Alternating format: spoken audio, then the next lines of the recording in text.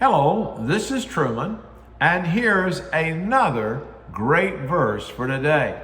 It's Psalms 56, verse 8, where David is going through a time of trouble, and he cries out to the Lord, and he says, "Put my tears in your bottle.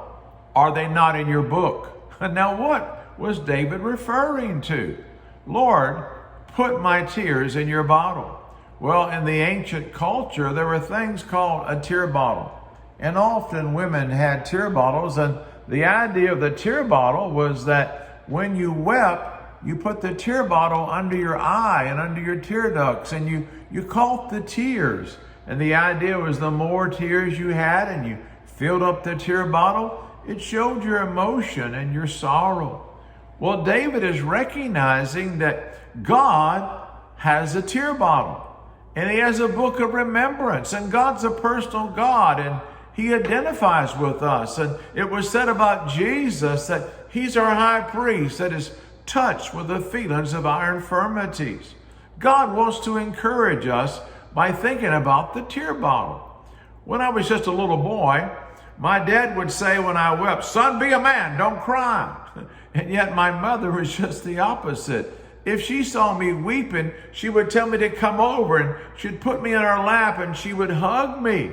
And as I cried, she'd wipe away the tears, like as though you're gathering tears in the tear bottle. But sometimes she would weep. And when I saw my mother holding me, encouraging me, and weeping with me, I cannot tell you how much comfort that gave. We have a personal God that we can go to God when we hurt, and he will comfort us.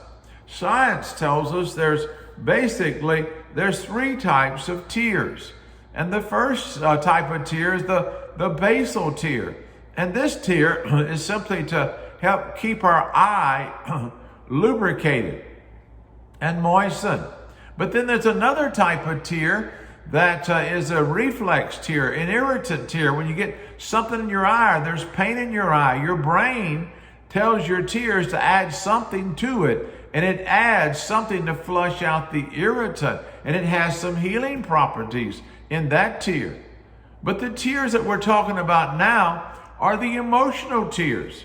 And science tells us that there's emotional tears, and these tears come when there's times of sadness. And these tears carry the basal and the irritant chemicals, but they also carry a protein, a hormone of healing. God is going to heal us as we come to him in prayer. So there's the ministry of tears.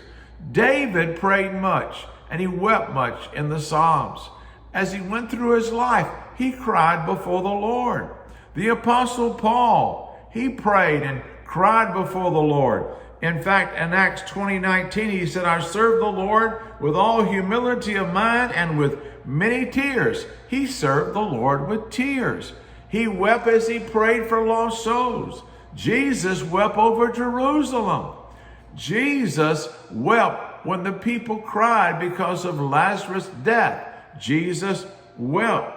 The Apostle Paul, he tells the elders, he says, "I cease not to warn every one of you day and night with tears." So tears are important in the life of the believer.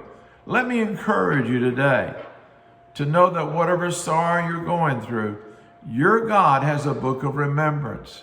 He knows your tears. And he's not going to tell you, stop crying.